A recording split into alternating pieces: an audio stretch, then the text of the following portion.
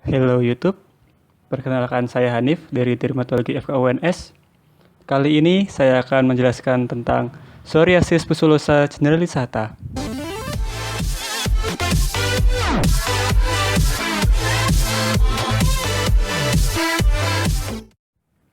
Pertama, definisi.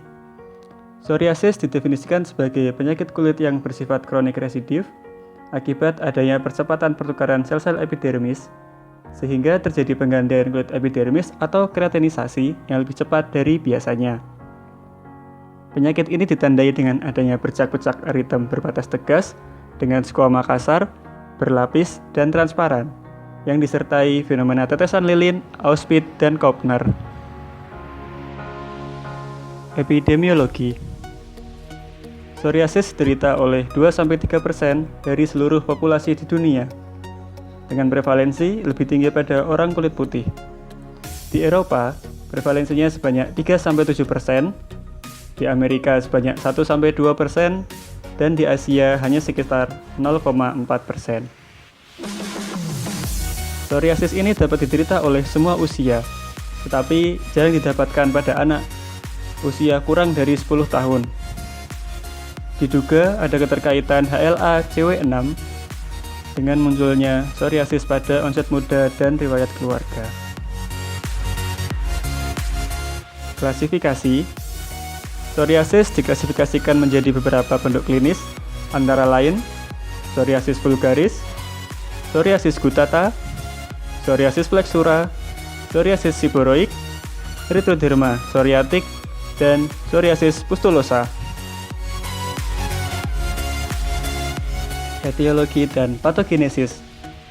Psoriasis pustulosa generalisata atau biasa disingkat PPG terjadi akibat proses autoimun dan faktor genetik.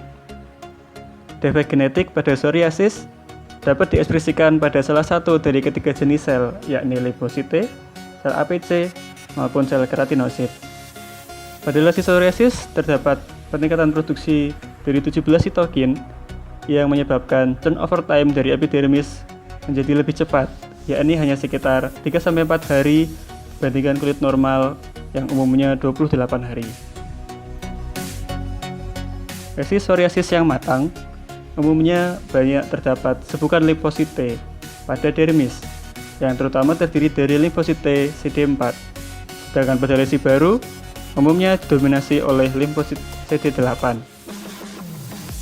Pada psoriasis pustulosa terdapat peningkatan kemotaksis sel-sel PMN yang lebih nyata.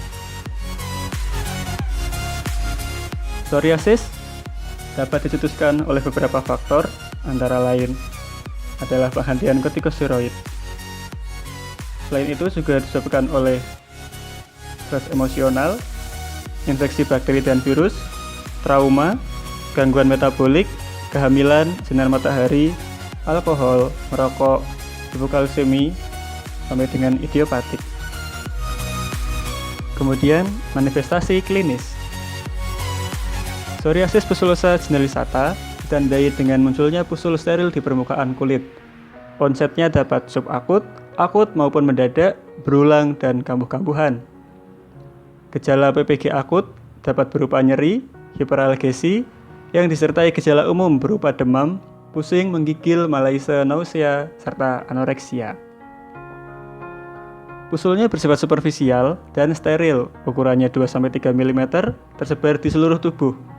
Gejala awal berupa plak erythematus, kemudian menjadi banyak dan edematus, dan kemudian dalam beberapa jam timbul banyak pustul miliar pada plak tersebut. Pustul-pustul tadi kemudian berkonfluen membentuk leg of pustul. Dari mulai munculnya eritem sampai pustul berlangsung kurang dari 1 hari. Berikut adalah pustul-pustul multiple yang berkonfluen yang memberikan gambaran seperti leg of pustul. Pemeriksaan penunjang. Beberapa pemeriksaan penunjang yang dapat dilakukan antara lain pemeriksaan histopatologi, pemeriksaan gram, dan pemeriksaan hematologi. Dari pemeriksaan histopatologi, psoriasis memberikan gambaran khas yakni adanya parakeratosis dan akantosis. Dapat pula didapatkan abses Munro, papillomatos, dan vasodilatasi.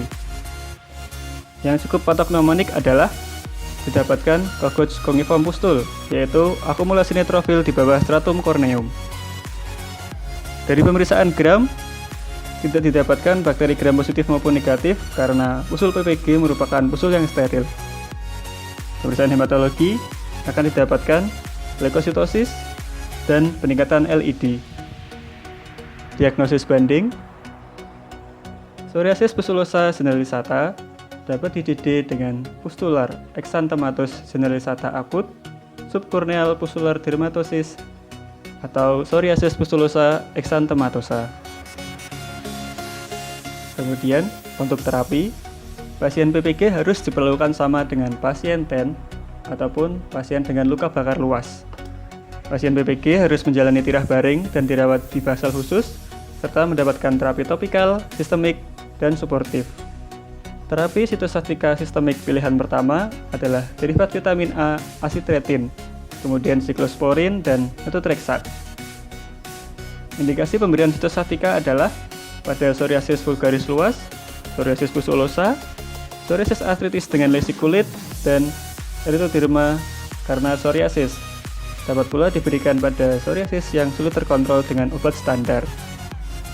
Penggunaan kortikosteroid sistemik tidak direkomendasikan pada PPG karena dapat menimbulkan risiko kekambuhan.